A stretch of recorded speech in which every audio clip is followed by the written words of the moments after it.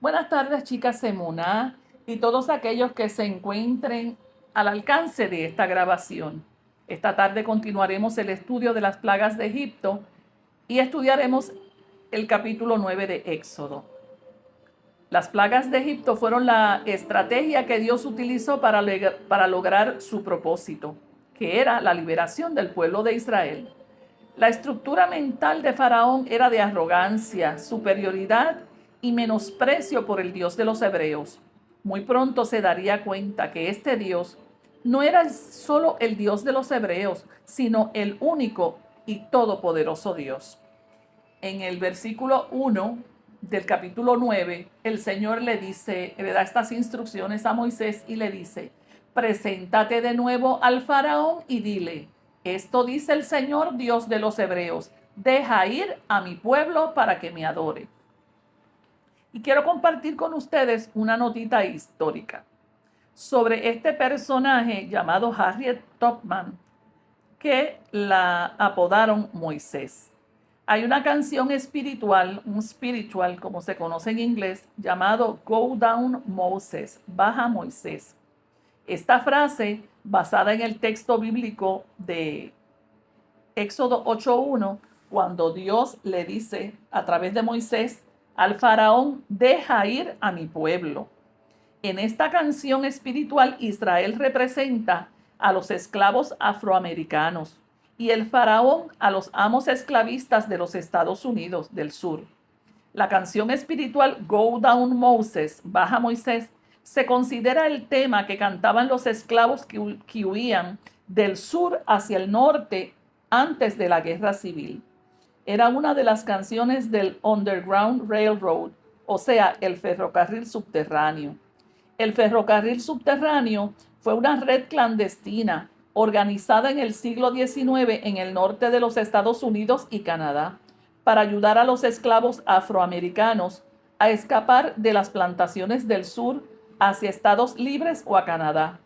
El nombre viene porque sus miembros utilizaban términos ferroviarios de modo metafórico para referirse a las actividades que llevaban a cabo. El personaje más famoso y popular en la historia del ferrocarril subterráneo fue Harriet Tubman, a quien llamaban Moisés, el Moisés de los esclavos. Fue una mujer que había nacido esclava en Maryland y escapó en 1848. Alcanzó su libertad en el norte de los Estados Unidos y se incorporó como conductora, entre paréntesis, entre comillitas, del ferrocarril. Regresó al sur como 19 veces para ayudar a escapar a cientos de esclavos. Harriet era una devota cristiana. Era analfabeta, ya que a los esclavos se les prohibía aprender a leer y escribir. El conocimiento bíblico lo adquirió de las historias que le contaba su madre cuando era niña. Los esclavistas ofrecieron una recompensa para capturarla viva o muerta, pero ella siguió con su labor. El ferrocarril subterráneo funcionó hasta que terminó la guerra civil, que duró desde 1861 a 1865 en los Estados Unidos, cuando fue abolida de manera definitiva la esclavitud en los Estados Unidos. El ferrocarril subterráneo logró liberar a miles de esclavos y Harriet Tubman se destacó por esto y murió el 10 de marzo del 1910. La expresión deja ir a mi pueblo, let my people go. Faraón tenía una mentalidad esclavista y él pensaba que los esclavos eran propiedad de él. Por eso el Señor hace énfasis en este pronombre posesivo, mi pueblo. Israel pertenecía al Señor, el Rey del universo, y su pueblo tenía que salir para adorarle. Israel no le pertenecía al faraón. Leamos los versículos del 2 al 5. Continúa Moisés diciéndole al faraón: si continúas reteniéndolo y te niegas a dejarlo salir, la mano del Señor herirá a todos tus animales, caballos, burros, camellos, ganado, ovejas y cabras, con una plaga mortal. Sin embargo, el Señor nuevamente hará una distinción entre los animales de los israelitas y entre los de los egipcios. No morirá ni un solo animal de Israel. El Señor ya determinó cuándo comenzará la plaga. Ha declarado que mañana mismo herirá la tierra. Moisés le advierte a Faraón que si continúa con su obstinación, sufriría las consecuencias. Sus rebaños y manadas serían atacados por una plaga. Podemos notar una intensificación en el efecto de las plagas y una disminución de la habilidad de los hechiceros para enfrentarse a Moisés. Como hizo a partir de la cuarta plaga, los israelitas fueron librados de ella. A partir de la cuarta plaga, los israelitas en Gosén no entraban las plagas, no los afectaban. En el versículo 3 se especifica: la mano del Señor herirá a todos tus animales. La mano del Señor heriría los medios de producción que le brindaban sustento a los egipcios. Caballos que conducían los hermosos carruajes, los burros que cargaban mercancía, camellos que eran medios de transportación, las vacas que producían carne y leche, los bueyes que araban la tierra, las ovejas que daban lana y las ovejas que daban pieles y carne. Fíjate que desde un principio dijimos que las plagas eran una estrategia de Dios, o sea, esto es algo planificado para lograr la liberación del pueblo. La economía egipcia sería herida severamente. Los animales serían atacados por una enfermedad infecciosa, como una pestilencia, según lo dice el versículo 4.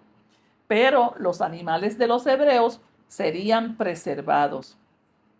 Como todas las plagas que iban destinadas a golpear, entre comillas, las deidades egipcias, esta plaga podría haber sido dirigida al dios que ellos representaban con la cabeza como un toro. Además, había otros dioses menores representados por cabras, carneros, vacas y otros. Recordemos que dijimos que los estudiosos bíblicos afirman que cada plaga iba dirigida contra un dios de los egipcios. Estas son las suposiciones de los estudiosos bíblicos, ¿verdad? En el versículo 7 se nos dice que Faraón envió a unos funcionarios a investigar lo que pasaba en Gosén y se dio cuenta de que realmente ellos estaban libres de plaga. Dice que Faraón envió a estos funcionarios. ¿Para qué? Para comprobar si los animales hebreos habían sido atacados por la plaga. ¿Pensaría Faraón que esta plaga era producto de la naturaleza? Probablemente. Su obstinado corazón se resistía a creer que el Dios de los hebreos era el responsable de esto.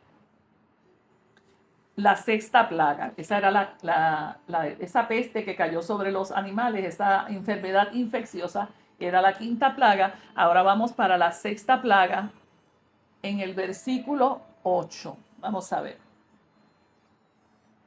El versículo 8 dice: entonces el Señor les dijo a Moisés y a Aarón: tomen puñados de hollín de un horno de ladrillos y que Moisés lance el hollín al aire a la vista del faraón. La ceniza se esparcirá como polvo fino sobre la tierra de Egipto y provocará llagas purulentas en las personas y en los animales. Resulta casi irónico que las cenizas fueron tomadas de uno de los hornos donde se terminaba de hacer los ladrillos. ¿Qué representaban esos hornos? ¿Qué representaban esos ladrillos? El cruel castigo que los israelitas recibían en Egipto. Todo esto se hizo en presencia del mismo faraón. Esta plaga consistía en erupciones de la piel que se infectaban. Hasta los hechiceros fueron atacados por esta plaga. Los animales que sobrevivieron la otra plaga fueron atacados también. Era una situación caótica, pero aún así el faraón no cedió. siguió con su corazón endurecido. Eso lo vemos en los versículos 11 y 12, que dice, ni los magos podían estar delante de Moisés, porque también ellos estaban afectados con las llagas, igual que todos los egipcios. Pero el corazón de el faraón siguió endurecido. La séptima plaga, que es la plaga de granizos. Vamos a leer los versículos 13 en adelante. Luego el Señor le dijo a Moisés, mañana levántate temprano, regresa a ver al faraón y dile, esto dice el Señor Dios de los hebreos, deja ir a mi pueblo para que me adore. De lo contrario, enviaré más plagas sobre ti, tus funcionarios y tu pueblo. Entonces sabrás que no hay nadie como yo en la tierra. A estas alturas, bien podría haber ya extendido mi mano y haberte herido a ti y a tu pueblo con una plaga capaz de exterminarlos de la faz de la tierra. Sin embargo, te he perdonado la vida con un propósito, mostrarte mi poder y dar a conocer mi fama por toda la tierra. Eso es el Señor hablándole a Faraón. Pero todavía actúas como Señor y dueño de mi pueblo. Te niegas a dejarlo salir. Por eso mañana, a esta misma hora, enviaré la granizada más devastadora que haya habido en toda la historia de Egipto. Rápido, manda que tus animales y tus siervos regresen del campo para ponerse a salvo. Cualquier persona o animal que quede afuera morirá cuando caiga el granizo. Ustedes saben que los granizos a veces son piedras grandes. Algunos de los funcionarios del faraón tuvieron miedo debido a lo que el Señor había dicho y enseguida hicieron regresar a los siervos y al ganado de los campos. Pero los que no hicieron caso a la palabra del Señor dejaron a los suyos a la intemperie. Entonces el Señor le dijo a Moisés, levanta tu mano al cielo para que caiga granizo sobre la gente, los animales y todas las plantas a lo largo y a lo ancho de Egipto. Así que Moisés levantó su vara al cielo y el Señor envió truenos y granizos y cayeron rayos en la tierra. El Señor descargó una terrible granizada sobre toda la tierra de Egipto. Nunca en toda la historia de Egipto hubo una tormenta igual, con rayos sin parar y con un granizo tan devastador. Dejó a Egipto totalmente en ruinas. El granizo destruyó todo lo que había en campo abierto, personas, animales y plantas por igual. Hasta los árboles quedaron destrozados. El único lugar donde no cayó granizo fue en la región de Gosén, donde vivía el pueblo de Israel. La Biblia no establece cuánto tiempo duró la plaga anterior, la de úlceras y llagas, porque somos trasladados de inmediato al siguiente escenario, donde Dios le ordena a Moisés que se presente nuevamente ante el faraón con el mismo reclamo, deja ir a mi pueblo. El clamor sigue siendo el mismo, deja ir a mi pueblo para que me sirva. El llamado es contundente y severo. Escucha, el Señor le dice, te heriré, dejarás de existir. En tu soberbia, ¿retienes a mi pueblo? Ciertamente Egipto dejó de existir como potencia. En ese momento Egipto era una potencia del mundo antiguo, pero al transcurrir el tiempo dejó de ser la potencia y el imperio poderoso que era.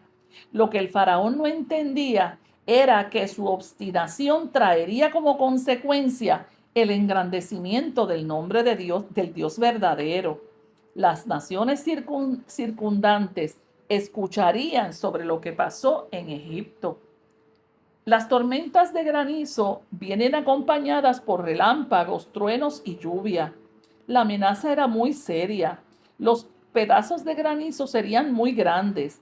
No sería cualquier tormenta de granizo. En el versículo 20 nos expresa que los siervos de Faraón, los que creyeron, buscaron refugio para sus animales, pero otros, imitando a su gobernante, no lo hicieron. Dice que llovió granizo y fuego mezclado con el granizo. Parece que al bajar con tanto ímpetu, produjo calor y se incendia y llegaban a la tierra incendiados. Qué impresionante debió haber sido esta escena. Destrucción, muerte, terror. Todo esto por consecuencia de las acciones de un gobernante injusto y despiadado. Luego vemos en el versículo 27 que entonces el faraón, muy consternado, mandó a llamar a Moisés y a Aarón y le dice: esta vez he pecado. El Señor es el justo y mi pueblo y yo estamos equivocados. Por favor, supliquen al Señor que ponga fin a este granizo y a estos truenos tan aterradores. Basta ya, los dejaré salir. No tienen que quedarse más tiempo. En este momento, Faraón muestra un aparente arrepentimiento, pero sabemos que no fue así. Él estaba muy asustado por lo que estaba pasando. Los ataques eran constantes y lo más inquietante, que me imagino que le sorprendía mucho a él, era que en Gosén, donde vivía el pueblo de Dios, ellos no sufrían de las plagas. Y en el versículo 28 le dice: voy a dejarlos ir, los voy a dejarlos ir. Y con esta expresión, Faraón lo que hace es tratar de manipular la situación. Sabemos que lo dijo de una manera no sincera. Él no tenía intenciones de dejar ir al pueblo. Y Moisés lo sabía muy bien. Y en el versículo 30 le dice: yo sé, y es interesante que él le dice: los voy a dejar ir, y qué sé yo, porque estaba arrepentido, pero en el versículo 30 Moisés le hace esta expresión. Recuerden que Moisés era un hombre bien sabio. Le dice: sin embargo, hablando Moisés, yo sé que todavía ni tú ni tus funcionarios temen al Señor. O sea, Moisés le está diciendo: ustedes los que están reaccionando porque están aterrados y no porque haya un verdadero arrepentimiento en ustedes. En los próximos capítulos veremos cómo Egipto es atacado por 3 plagas más. La última sería la definitiva. Este país quedó devastado, desmoralizado por la arrogancia y terquedad de un gobernante que se pensaba invencible y todopoderoso. Lamentablemente sufriría las consecuencias de su rebeldía. Oremos al Señor. Señor de la gloria, bendecimos tu nombre en este momento y te damos gracias por el encuentro con tu palabra. Padre de la gloria, estas cosas están escritas para ejemplo nuestro, para que nosotros no caigamos en los mismos errores.